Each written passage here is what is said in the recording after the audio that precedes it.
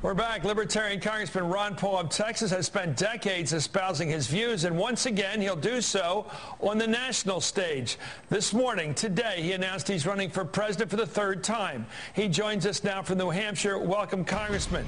Thank you, Chris. Well, Ronald Reagan ran 3 times. Maybe this will be the one for you. But here, this has been a sticking point about how far you go with your libertarianism, sir. Here you were talking about heroin use last week on Fox News. Let's watch your question and answer to you. Are you suggesting that heroin and prostitution are an exercise of liberty? Well, you know, I probably never used those words. You put those words someplace. But, yes, in essence, if I leave it to the states, it's going to be up to the states. Up until this past century, you know, for over 100 years they were legal. What you're inferring is, you know what? If we legalized heroin tomorrow, everybody's going to use heroin. How many people here would use heroin if it was legal? I bet nobody would put the hand, oh, yeah, I need the government to take care of me. I don't want to use heroin, so I need these laws. Well, your people out there in the crowd certainly agree with that. But let me ask you, as a citizen of Texas, if that came up for a vote, if you had a vote on the issue as a citizen supporting a candidate or whatever, do you think the state of Texas should legalize heroin and prostitution? I think that under the right circumstances, we should legalize freedom, and that is part of it. As long as people don't force things on other people, I don't feel threatened by that. It's sort of like legalizing gambling. I don't gamble and I don't get involved, but I'm not going to take that right away from you. So all these things are things that you can do in a free society. But today I gave a long talk about this very issue, and I emphasized the fact that the reason I argue for freedom of choice is I want people to decide what medications they can take, and whether they want alternative medicine, whether they can drink raw milk, whether they can use marijuana when they're sick, and that we shouldn't depend on the government for that guidance. But if you do need guidance with children, if a law is there to try to protect children, that's a different story. But it's the concept of legalizing freedom, making choices by individuals and assuming responsibility for themselves. And even though that was a special statement about how many people would do it if it were legalized, you know, most people aren't going to use heroin. More people use heroin because it's illegal. So making it illegal doesn't help that much. Kids can go out and get marijuana easier than they can get beer. So beer can be regulated in a way that they prevent the kids from getting it. Most of our history, our early history, there were no laws against this. It didn't happen. I guess I have to get down to the question. Do you think you're saying, I'm not sure what you're saying, if a mother who has children to be responsible for, a husband, a father, should they be allowed to be heroin addicts? Because this is how far you're going with your libertarianism, it seems, even now. Well, the whole thing is addictions are a disease. We don't put alcoholics in prison, so I'm just against the war on drugs the way it's happening. There's other ways you can handle it. But if you treat it like a crime and throw these kids, like we had for decades, in prison because they smoked a little bit of marijuana and they come out violent criminals, that war on drugs has failed. And believe me, the people know that. And so I'm against the federal war on drugs. I'm not pro-drug usage. As a matter of fact, I'm very critical of the carelessness of doctors who give way too many pain pills. There's more people addicted to prescription drugs than they are to illegal drugs. Okay, just to finish this conversation on this point, you have complete freedom to answer this question, yes or no. Should we legalize heroin? I want to legalize freedom and let the states deal with the regulations.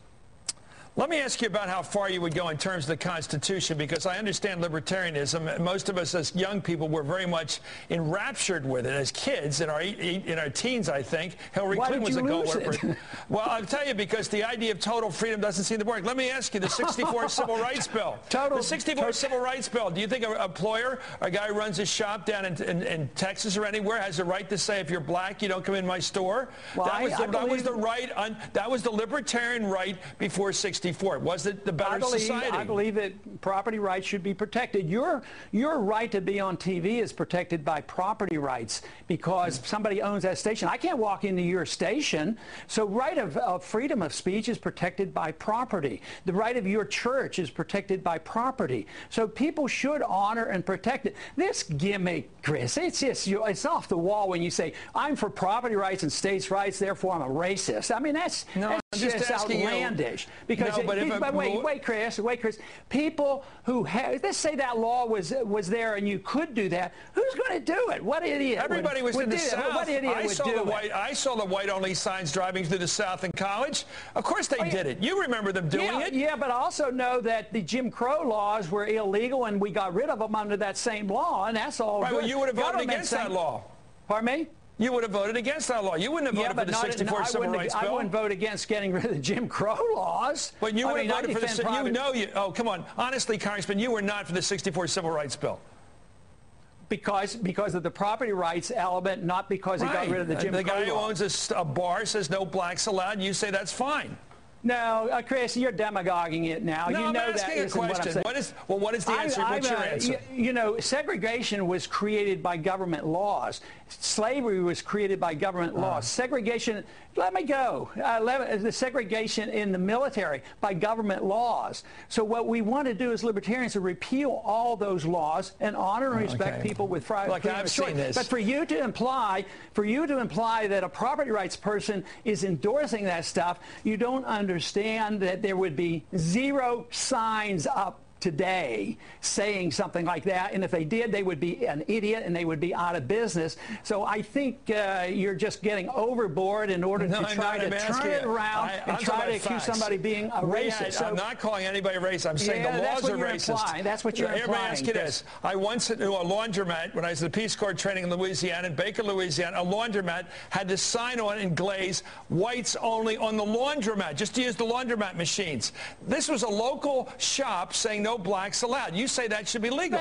That's ancient history. That's ancient history. That's over and done with. Because and it was promoted by the segregation on buses and all was done by laws. So it was a culture. That's over and done with, Chris. Why do you want to go back to ancient days? Because you want to come back. It's past. You're running for president. Because you're running for president as a libertarian, believing we don't need laws to protect people. And you're reading much more into it, and you're trying to imply certain beliefs that I don't have. I think you're libertarian. I think you're a total libertarian. You're doing it deliberately. I think you're a total libertarian. I think that's what's appealing about you, sir. I think people like you. Listen, you know why they like you? They want to live in a simpler society. Total libertarian is believing in liberty versus being a totalitarian.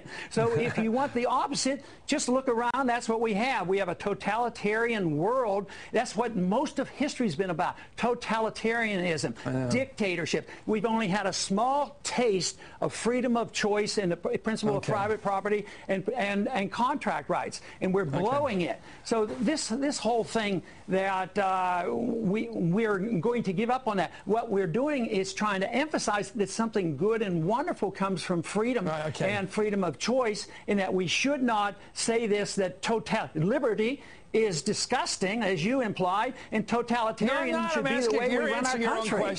I think that's absurd. We've had a long history of government involvement with Medicare, Social Security, the Civil Rights Act, the Voting Rights Act, and I think you're saying we would have been better off without all that.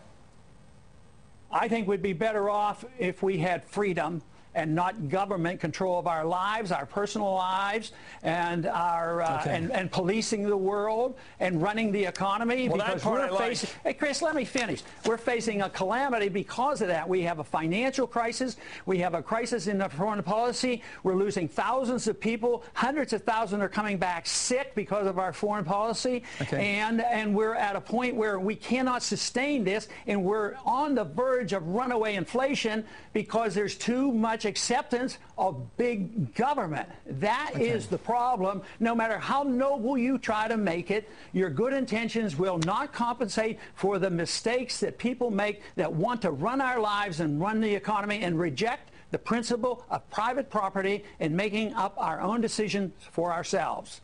Thank you, Congressman. I love your foreign policy. Don't get me wrong. I love your foreign policy. Thank you very much. You'll come around, Chris. You're coming along. You will. Once you'll see and you'll put it all together, it's all one package. Personal liberty and foreign policy and economic liberty is one package. You have a great following out there. Good luck in the campaigning for president. You started today. I know it's growing, and you may well win this thing. Just remember, Ronald Reagan got it on the third try. Thank you, Congressman Ron Paul of Texas. All right.